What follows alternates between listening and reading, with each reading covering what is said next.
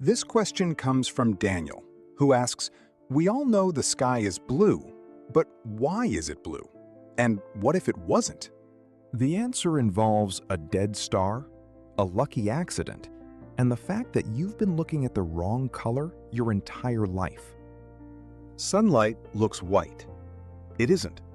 It's every color at once: red, orange, yellow, green, blue, violet, all crammed together into what we call visible light.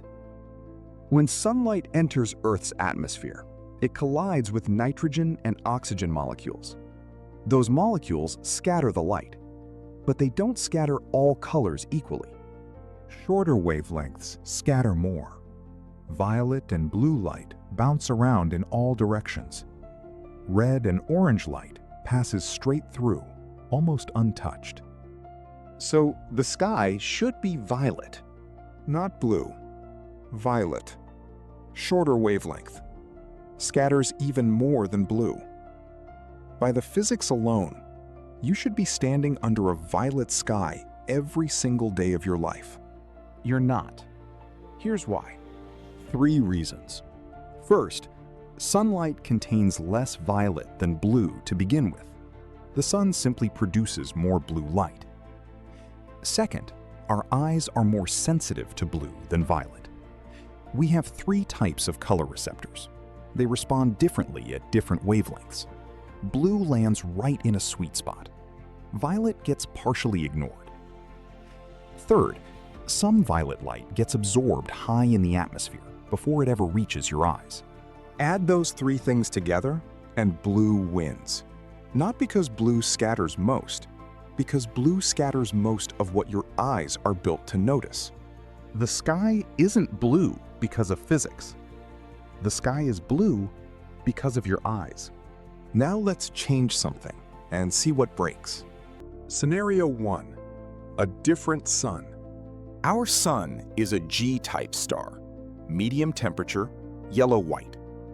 If it were hotter, a class A or B star, it would produce more ultraviolet and violet light. A hotter sun would push the scattered peak further toward violet. The sky would be a deep, permanent violet purple. Not at sunrise, not at sunset. Always. Purple noon, purple afternoon, purple everything. If the sun were cooler, a red dwarf, the most common type of star in the galaxy, it would produce mostly red and infrared light, less blue to scatter.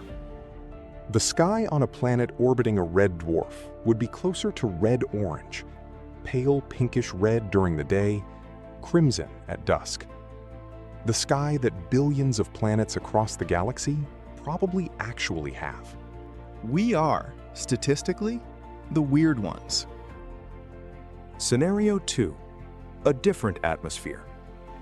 Earth's atmosphere is mostly nitrogen and oxygen. That's what does the scattering. But swap the atmosphere. Give Earth more carbon dioxide, like Venus, or more methane, like Titan, and the scattering changes completely. Venus has a thick carbon dioxide atmosphere with sulfuric acid clouds. The sky from the surface of Venus, on the rare moments you could survive to look at it, would be a sickly yellow-orange.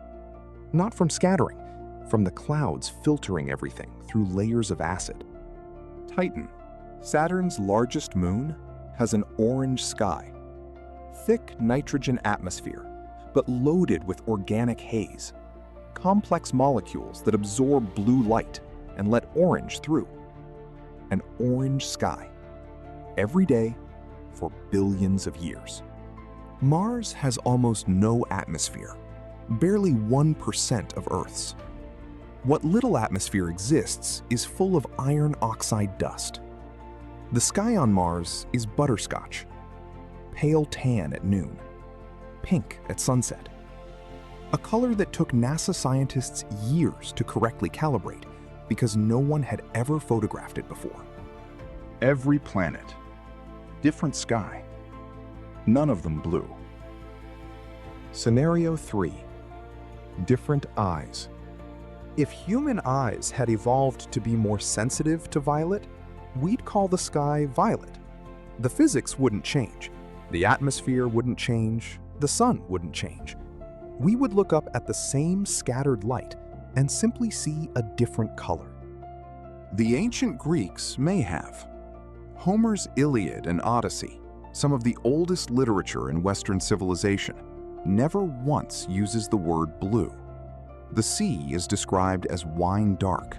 The sky is bronze. Scholars have argued for centuries about whether the ancient Greeks simply didn't have a word for blue, or whether they genuinely perceived it differently. We don't know for certain. What we do know is that color is not a property of the sky. Color is a property of the interaction between light, atmosphere, and the specific, peculiar biological accident of your eyes. The sky is blue because of what you are. Change the star. The sky turns violet or red. Change the atmosphere. The sky turns orange, yellow, or pink. Change the eyes. The sky turns into something we don't have a word for yet. You've been looking at a blue sky your entire life and calling it obvious. It isn't. It's a coincidence. A very specific, very unlikely, three-part coincidence involving a medium star, a thin nitrogen atmosphere, and primate color receptors that happen to evolve just so. Look up. You're seeing exactly one version of a sky that could have been almost anything.